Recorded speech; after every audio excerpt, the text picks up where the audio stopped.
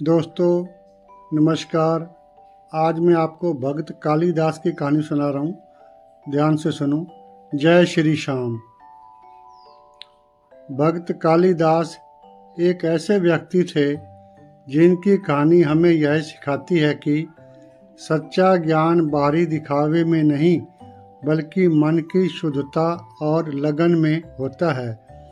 भक्त कालिदास की कहानी कुछ इस तरह से है।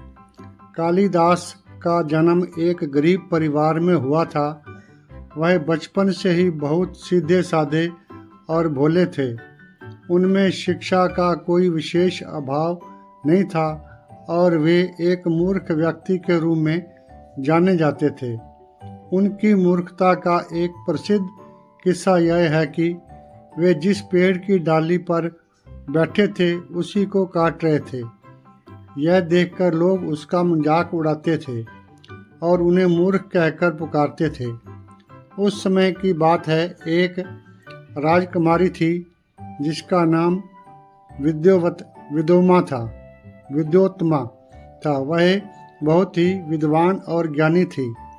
उसने यह प्रण लिया था कि वह उसी व्यक्ति से शादी करेगी जो उसे शास्त्रार्थ में हराएगा। बड़े बड़े विद्वान आए लेकिन कोई भी उसे हरा नहीं सका। इससे विद्वान बहुत अपमानित महसूस करने लगे और उन्होंने राजकुमारी से बदला लेने की ठानी। उन्होंने मिलकर कालिदास को चुना। उन्होंने सोचा कि वे एक मूर्ख को विद्योत्तमा के सामने पेश करेंगे और जब विद्योत्तमा उसे हराएगी तो उसका मजाक बनेगा। वे कालिदास को अपने साथ ले गए और उसे अच्छे कपड़े पहनाए विद्योत्तमा के सामने पेश किया। उन्होंने राजकुमारी से कहा कि यह हमारे गुरु हैं और यह मौन व्रत पर हैं, इसलिए यह सिर्फ इशारों में बात करेंगे।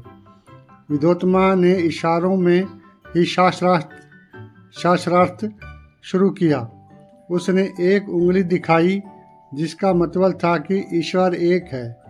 कालिदास ने सोचा कि यह मेरी एक आंख फोड़ने की धमकी दे रही है, इसलिए उसने जवाब में 2 उंगलियां दिखाई। इसका मतलब था कि तुम मेरी एक आंख फोड़ोगी तो मैं तुम्हारी दोनों आंखें फोड़ दूंगा। विद्वानों ने इसका मतलब कुछ और ही बताया। उन्होंने कहा कि आप कह रही हैं कि ईश्वर एक है, लेकिन हमारे गुरु कह रहे हैं कि ईश्वर और आत्मा दोनों एक हैं और एक दूसरे के बिना अधूरे हैं। विद्योत्तमा ने दूसरा इशारा किया। उसने 5 उंगलियां दिखाई जिसका मतलब था कि यह सृष्टि 5 तत्वों से बनी है। कालिदास ने सोचा कि यह मुझे थप्पड़ मारने की धमकी दे रही है, इसलिए उसने जवाब में मुट्ठी दिखाई। इसका मतलब था कि तुम मुझे थप्पड़ मारोगी तो मैं तुम्हें मुक्का मारूंगा। विद्वानों ने इसका भी एक मतलब निकाला। उन्होंने कहा कि आप कह रही हैं कि सृष्टि 5 तत्वों से बनी है, लेकिन हमारे गुरु कह रहे हैं कि 5 तत्वों को जब मिला दिया जाता है तभी यह सृष्टि बनती है। इस तरह से कालिदास जीत गए और विद्योत्तमा ने उनसे विवाह कर लिया।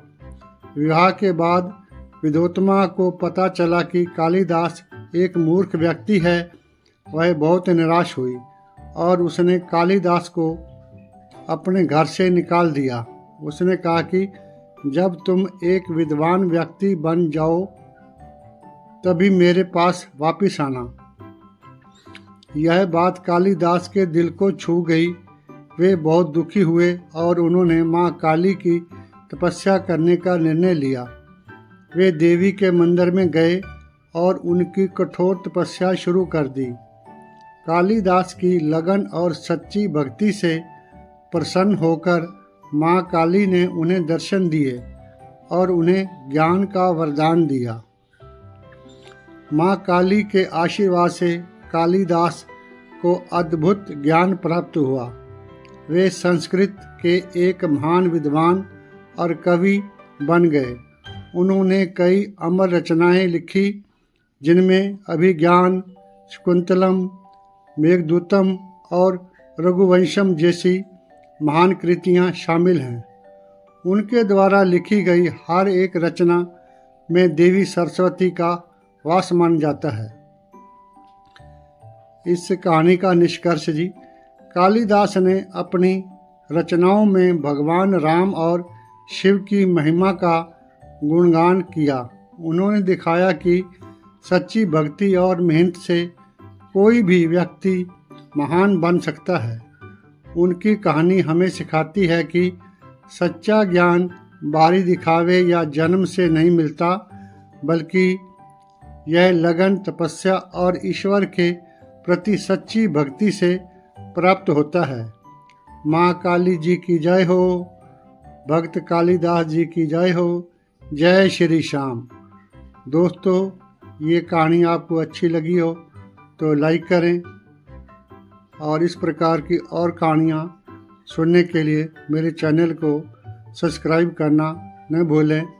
कहानी सुनने के लिए आप सभी का धन्यवाद।